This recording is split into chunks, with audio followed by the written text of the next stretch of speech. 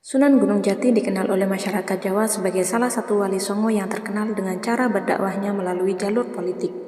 Beliau lahir pada tahun 1448 dari pasangan Syarif Abdullah Umdatuddin bin Ali Nurul Alam dengan Nyai Rara Santang yang merupakan putri dari Sri Baduga Maharaja Prabu Siliwangi. Berlatarkan kehidupan kerajaan, Sunan Gunung Jati memiliki keahlian dalam berpolitik yang beliau manfaatkan dalam menyebarkan dakwah kepada masyarakat di Pulau Jawa, khususnya Jawa Tengah dan Jawa Barat. Sunan Gunung Jati memiliki nama asli Sultan Syarif Hidayatullah Al-Azmat Khan yang lebih dikenal sebagai Syarif Hidayatullah.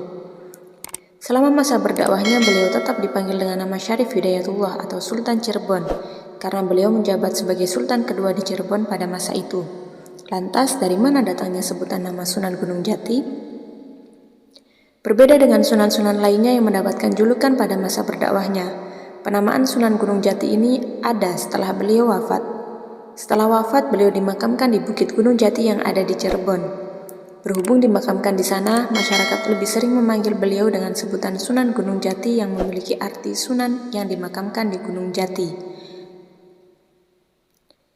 Berhubung dirinya berdakwah di jalur politik, nama Sunan Gunung Jati ini memiliki julukan sebagai politikus ulung karena telah berhasil menaklukkan banyak kesultanan di daerah Cirebon dan Banten.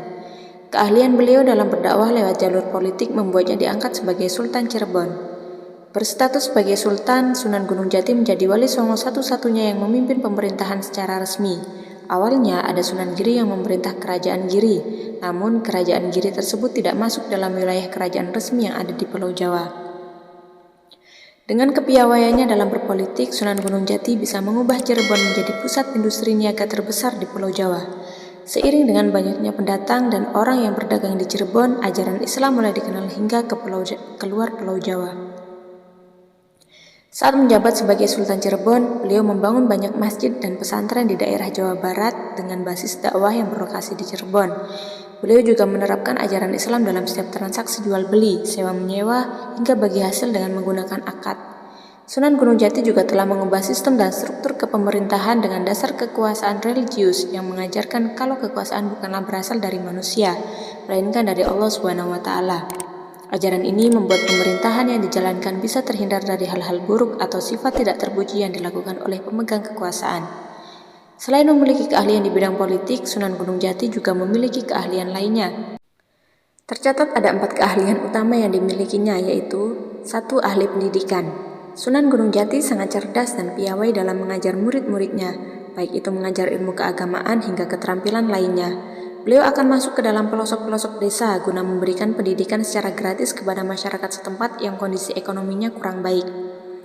Berkat cara mengajarnya yang piawai inilah para muridnya yang berasal dari luar daerah bahkan rela datang ke Cirebon pada malam Jumat setiap 1 bulan sekali untuk mendengarkan pengajian dari Sunan Gunung Jati.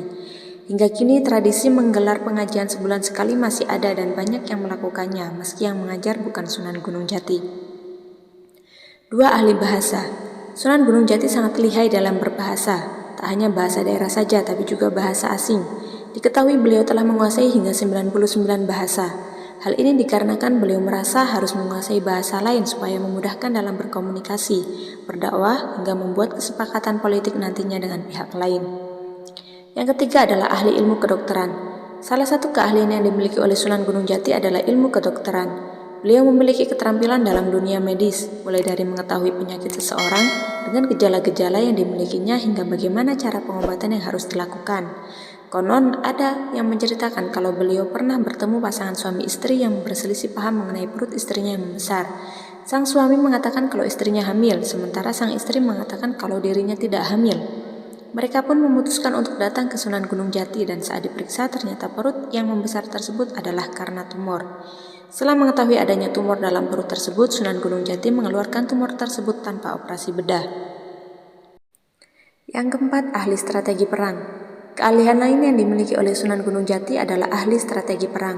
Menjadi Raja Cirebon membuatnya perlu menguasai strategi perang supaya bisa mempertahankan wilayah kekuasaannya.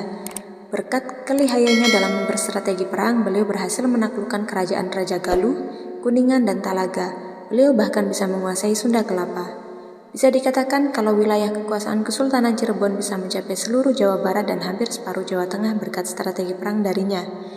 Itulah sekilas cerita sejarah mengenai Sunan Gunung Jati.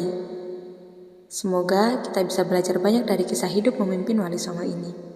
Allahu a'lam bishawab.